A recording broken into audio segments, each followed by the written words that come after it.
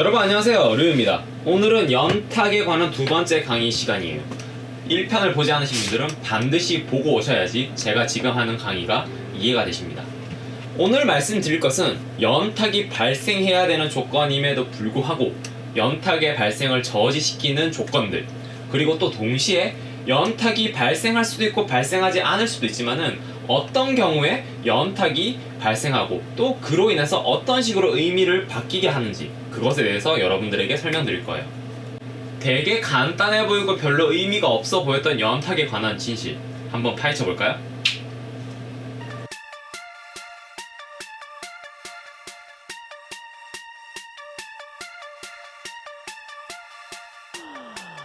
자, 연탁을 저지하는 조건들에 대해서 말씀을 드릴게요. 자, 한 가지 조건은 이미 제가 말씀을 드렸어요. 뭐냐? 한어나 외래어인 경우에는 기본적으로 연탁 현상을 발생시키지 않는다 라고 하는 것을 제가 대전제로 깔고 들어갈게요. 이것이 대전제라면은 나머지 것들은요 99%, 아까 전에 제가 연탁이 발생하는 현상은 85%에서 90% 정도 발생한다고 했지만은 요것들이 충족되는 경우에는 99% 연탁 현상이 저지됩니다.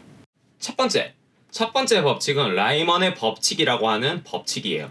이거는 라이먼이라고 하는 사람이 발견해서 그렇게 이름이 붙여져 있는데 굉장히 조건 자체는 간단합니다. 뒷부분에 있는 단어, 즉 연탁이 발생하는 뒷단어 안에 타금이 어디에든지 붙어 있다면은 앞글자가 타금하는 연탁 현상은 발생하지 않는다고 하는 법칙이에요. 예를 들면은 뒷부분에 이미 타금이 붙어 있는 글자가 들어가 있는 가즈에라거나 독하게 같은 경우에는 앞에 무슨 글자가 붙던지 토와 카에 타금이 일어나지 않는다고 하는 걸 의미해요. 예를 들어보면은 가미카제라고 하지 가미가제라고 하진 않고 노크토카게라고 하지 노크노카게라고는 하지 않는다고 하는 걸 의미합니다. 이건 왜 그러는 것인가 잘 생각해보면 당연한 것일 수도 있는데, 제가 아까 연탁 현상이라고 하는 것은 결국에는 아무것도 없는 손가락에 네 번째 부분에 반지를 끼우는 커플링을 의미한다고 했어요.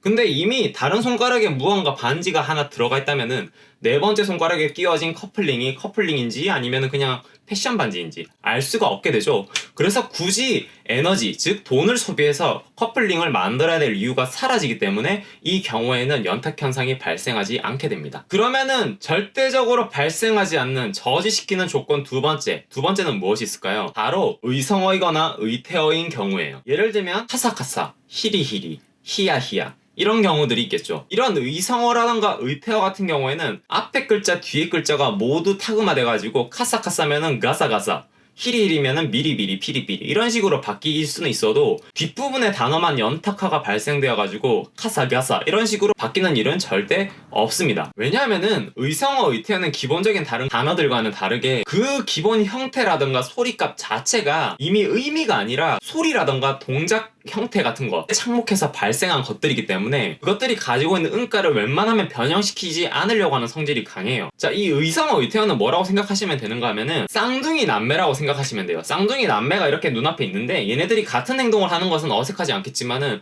남매인데 굳이 커플링을 끼워줄 필요도 없고 쌍둥이라서 생긴 것도 비슷해서 그냥 보면 알잖아요. 걔네들한테 굳이 커플링이라고 하는 징표를 우리가 끼워줄 필요가 없는 것과 마찬가지인 거예요. 그래서 연탁 현상이 의성어 의태어에서는 일어나지 않는다는 것 주의하셔야 합니다. 자, 여기서 끝나면 정말 좋을 건데 사실 연탁 현상이 정말 더 필요한 이유 중에 하나는 여기에 있어요. 바로 의미를 바꾸게 해주는 경우가 있습니다. 뭔 소리냐? 단어의 수식 구조라고 하는 것에 따라서 연탁이 잘 발생하기도 하고 잘 발생하지 않기도 하고 발생한 것과 발생하지 않은 것의 의미 차이가 발생하는 경우가 존재해요. 그래서 연탁 현상을 공부해야 되는 것이기도 하고요. 여러분, 단어라고 하는 것은요 반드시 의미가 명사와 명사로만 이루어져 있지는 않아요. 동사에서 명사화된 것, 형용사에서 명사화된 것, 그런 경우들이 존재합니다. 그런 다양한 의미를 가지고 있는 어휘들 두 개가 복합어를 이루었을 경우에 이것의 의미 자체만을 보자면은 이것은 하나의 수어 구조, 즉 문장의 구조를 띠게 됩니다. 명사와 동사가 있거나 명사와 형용사가 있거나 부사와 동사가 있거나 이런 식으로요. 그때 하나의 문장처럼 의미를 이루고 있는 이 한 명사 내에서 어떤 식으로 문장이 수식하고 있는지에 따라서 연탁이 발생하기도 하고 발생하지 않기도 하고 의미가 바뀌기도 하고 의미가 바뀌지 않기도 하고 이런 식의 현상이 발생한다고 하는 거예요. 이거는 단순하게 제가 말로 설명드리는 것보다는 예문을 보시면서 이해하시는 것이 훨씬 더 빠를 거예요. 자, 여기에 낚시를 한다는 의미를 가지고 있는 단어가 있습니다. 이때는 명사화돼서 낚시가 되겠죠. 근데 이 앞에 갯바위를 의미하는 이소 혹은 물고기를 의미하는 사카나라고 하는 단어가 붙어서 복합 명사가 되는 경우가 있어요. 예를 들면은 이소즈리, 사카나츠리가 되는 경우가 있는데, 이때 이소가 붙는 경우에는 이소즈리가 되는데 사카나츠리 같은 경우에는 사카나츠리가 돼요. 사카나츠리가 되지 않고. 도대체 왜 이런 걸까요? 이것을 의미를 한번 생각해보면은 이소즈리 같은 경우는 갯바위와 낚시죠. 그렇기 때문에 갯바위에서 이소데 스루라고 하는 의미를 가지고 있어요. 반면에 사카나츠리 같은 경우에는 사카나오 스루라고 하는 의미를 가지고 있습니다. 다시 말해서 앞에 글자가 뒷 글자에 목적어적인 의미를 가지고 있는 경우에는 연탁 현상이 발생하지 않아요. 왜냐하면은 이 경우에는요, 의미상 수식을 한다기보다는 그냥 단순하게 나열해놓은 것과 비슷한 의미를 지니고 있기 때문에 굳이 커플링처럼 만들어줄 필요가 없다라고 느끼는 것 같아요. 커플링처럼 하나의 징표로서 이것들이 단일 어휘화가 되었어요 라고 말을 해줄 필요가 없는 것들이에요. 예문을 더 들어볼게요. 호루라고 하는 파다, 파내다 이런 것의 의미를 가지고 있는 단어가 있는데, 이것을 명사화한 것이 호리라고 하는 단어가 있어요. 근데 이때 앞에 타테 요코 할 때 타테, 그리고 아나, 즉 구멍을 의미하는 아나를 놓고 단어를 만들면요, 타테 모리가 되고 아나 호리가 돼요. 이게 왜 그런가 하면은 아나 오 호루 외에는 다른 의미가 없어요. 목적어죠. 앞에 글자가 목적어적인 의미를 명확하게 지니고 있기 때문에 이 경우에는 연탁 현상이 발생하지 않고, 다테 같은 경우에는 다테니 호루, 즉 다테 모리, 앞에 글자가 뒷 글자를 수식하는 부사적인 의미라고 해야 되나요? 그런 식의 의미를 가지고 있기 때문에 이때는 연탁 현상이 발생합니다. 자, 굳이 연탁 현상이 발생하고 발생하지 않는 이유는요, 첫 번째 여러분들이 생각하셔야 될 거는 연탁 현상은 어느 정도 대가를 지불하는 현상이에요. 원래 있던 단어를 바꾸는 거잖아요. 즉 에너지를 더 소모하기도 하고 인식했을 때도 조금 더 시간이 걸릴 수도 있고, 그런 식의 기회비용을 지불하는 현상이에요. 그럼에도 불구하고 그 현상이 발생하는 이유는 두 개의 단어가 그냥 단순하게 나열되어 있는 것이 아니라 하나의 단어가 되었습니다 라고 하는 것을 알려주기 위해서 하는 것인데, 앞에 글자가 목적어격인 의미를 지니고 있는 경우에는요, 굳이 그렇게 알려주지 않다고 하더라도 단어 자체가 가지고 있는 그 의미 자체가 그냥 목적어, 동사, 목적어, 형용사와 같이 그냥 있는 그대로의 의미를 나열하는 의미가 되어요. 그렇기 때문에 굳이 기회비용을 지불해 가면서 연탁 현상이 발생할 필요가 없는 것이죠. 자, 이것과 관련해서 또 한 가지 조건이 있어요. 바로 앞에 단어랑 뒤에 단어가 완전히 동등한 지위를 가지고 있는 단어들이 나열되어가지고, 뭐 바니어라던가 이런 것들이 나열되어가지고 병렬적으로 그냥 나열만 되어 있는 것들이에요. 이 경우에도 연탁 현상이 발생하지 않습니다. 특히 이 경우는 명사가 나열되어 있는 경우보다는 동사에서 명사화된 것 혹은 형용사에서 명사화된 것들끼리 나열되어 있는 경우가 훨씬 더 연탁이 발생하지 않는 경우가 많습니다. 예를 들자면은 노미, 크이, 스키, 키라이 라는 식으로 발음을 하기 때문에 이 경우에는 연탁 현상이 발생하지 않습니다. 비슷한 지위를 가지고 있는 단어들 두 개를 병렬적으로 나열해 놓은 것이기 때문에 연탁 현상이 발생할 이유가 없어요.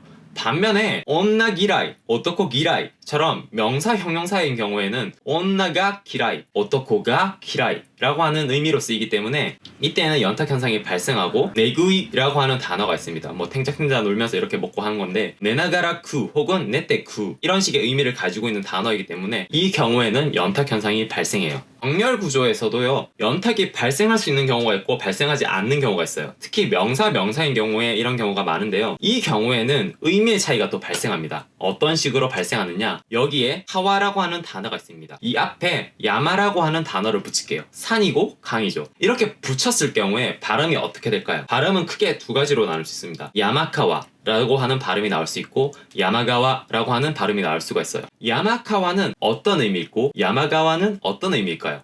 제가 연탁 현상이 발생했을 경우에 관해서 어떻게 말씀을 드렸죠? 두 단어가 하나로 합쳐져 가지고 어휘화가 된다. 더해서 아까 수식 구조를 말했을 때 목적격이 아닌 수식 구조를 가진다. 즉 앞단어가 뒷단어를 수식하는 느낌을 가진다라고 말씀을 드렸죠. 그렇기 때문에 야마가와라고 발음을 했을 경우에는요, 야마니 아르 카와라고 하는 의미가 돼요. 야마 안 속에 있는 카와라고 하는 의미가 됩니다. 하지만 야마카와라고 하는 의미가 되면요, 두 개를 단순하게 나열한 거예요. 산이랑 강, 이런 의미입니다.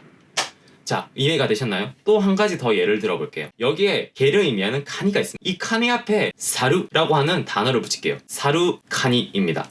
이 단어를 붙였을 때요, 기본적으로는 사루카니라고 발음을 해야 해요. 왜냐면은 사루가니라고 하는 단어는 존재하지 않거든요. 사르칸이라고 하는 단어는요, 말 그대로 그냥 원숭이랑 개예요. 이 단어가 나온 이유는 사르카니가센이라고 하는 그 사자성어 비슷한 게 있어가지고 개와 원숭이의 싸움이라고 하는 사르카니가센이라고 하는 단어가 있어서 나온 단어인데, 이거를 여러분들이 연탁 현상을 이어 넣어가지고 사르가니라고 발음을 해버리면요, 어떤 식으로 일본인이 인식하는가, 카니는 칸인데 사르가니라고 하는 하나의 종류가 있구나, 개의 한 종류가 있구나 라고 일본인이 인식하게 됩니다. 의미가 그렇게 바뀌어 버려요. 왜냐하면은 타금이 들어가면은 수식 구조로 바뀌어 버리기 때문이죠. 다시 말하면 연탁 현상은요, 하나의 어휘로 만들어주는 징표이면서 그 문장 안에 있는 의미를 수식 구조이다 라고 하는 것을 알려주는 징표이기도 해요. 반대로 연탁 현상이 존재하지 않으면은 목적어의 의미를 가지고 있거나 혹은 단순하게 나열되어 있는 의미를 가지고 있구나, 그런 의미를 가지는 단어가 되게 되는 겁니다. 자, 설명이 굉장히 장황하고 복잡했는데 사실 따지고 보면 별거 없어요. 여러분들이 주의해야 될 거는